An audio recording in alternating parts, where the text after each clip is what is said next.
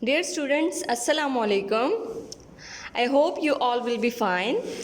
So, dear students, kindly take out your English textbook, English learning textbook, and open page number 4. This is your English learning textbook, class 4.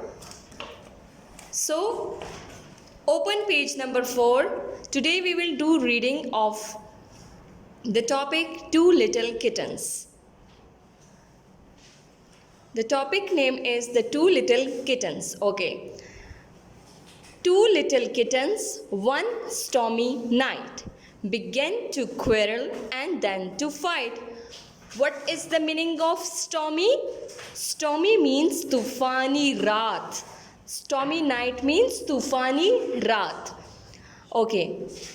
एक तूफानी रात में to little kittens, दो छोटे छोटे बिल्लियों की लड़ाई हो गई. And what was the way to quarrel? One had a mouse and the other had nothing. क्योंकि एक के पास चूहा था और दूसरे के पास नहीं था चूहा.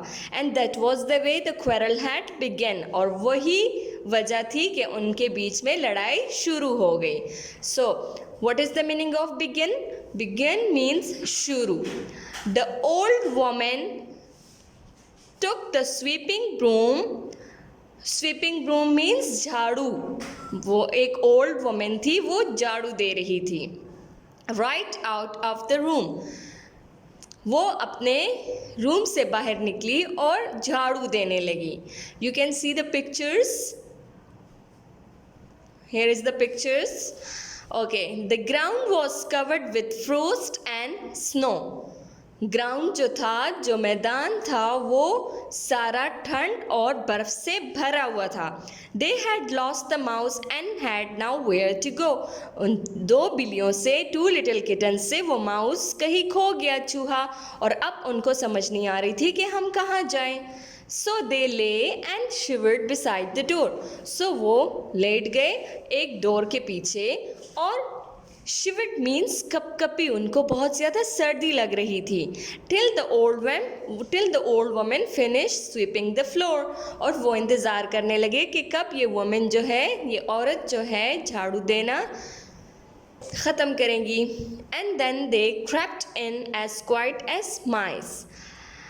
What is the meaning of crept? Someone or something moving slowly around the ground.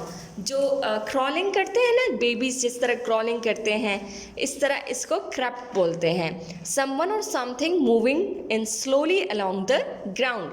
All wet with snow and as cold as ice. और उन दोनों को बहुत ज़्यादा, टू लिटिल किटन्स को बहुत ज़्यादा सर्दी लग रही थी और वो बिल्कुल बर्फ़ की तरह ठंडे हो गए थे. They found it much better that stormy night to lie by the fire than to quarrel and fight. अब उनको मतलब इस आप लोगों को मैं इन शॉर्ट बता देती हूँ कि what we have learned from this two little kittens. We have to share our things with each other. We don't have to quarrel.